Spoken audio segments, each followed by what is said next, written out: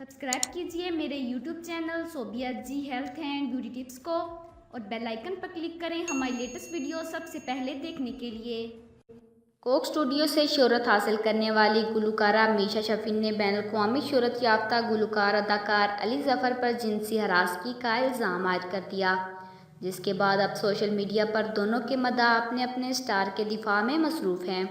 सबके कुछ सार्फिन इस मौका पर अली ज़फ़र की जान से माजी की गई ट्वीट्स को दोबारा शेयर करके उनकी टांगें खींच रहे हैं।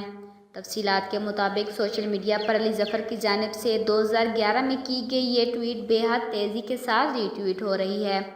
जिस पर उन्होंने इंतहाई शर्मनाक बात की है,